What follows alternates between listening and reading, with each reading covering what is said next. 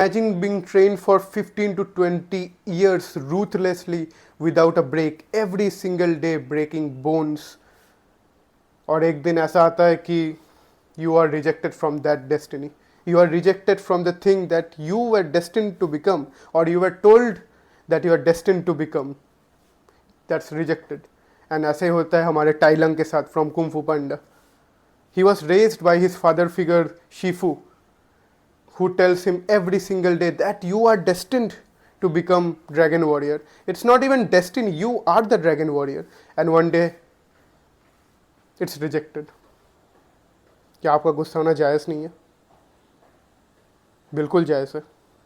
And the more the fact is, आप जब इतना रूटलेसली कोई चीज़ के लिए ट्रेन कर रहे हो, it's not, let's not talk about Kung Fu, let's talk about, a job you want to do or a thing you want to achieve. इतना हार्ड वर्क लगाने के बाद, after suppressing all the feelings and emotion you have, the only thing in your heart left is emptiness. And वो emptiness से जब आपका वो चीज़ reject हो जाता है, जो एक ही चीज़ था आपके ज़िंदगी में जिसके बलबूते में आप जिंदा थे, and you are denied from it, the first emotion that comes is rage. जब हम लोग बचपन में कुंफू पांडा देखे थे, we were like, no, Tai Lung is bad, he hurts people. No. And now when we grew up, we know why Tai Lung is Tai Lung, the most complete fighter, the most complete Kung Fu warrior in whole China is Tai Lung.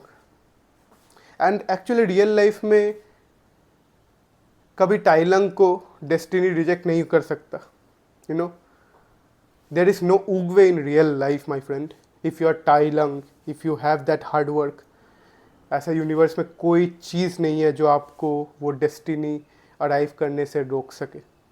So be the Tai Lung, my friend, not Po, not the panda, be Tai Lung. इतना hard work लाओ अपने ज़िंदगी में कि destiny जब ना आए तो डेस्टिनी को रिग्रेट हो, और डेस्टिनी आप तक आएगी अगर आप हार्ड वर्क करोगे. There is no Oogway in between you and your destiny. You have to train so hard.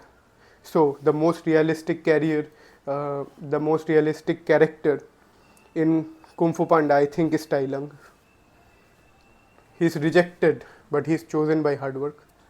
And जिसका रेफरेंस हम Kung Fu Panda 4 में भी देखते हैं, जब वो कमेलियन बोलती है, you are the most legendary fighter in whole China, because indeed he is. He's not some fat guy who came and took destiny from you. You are much bigger than that.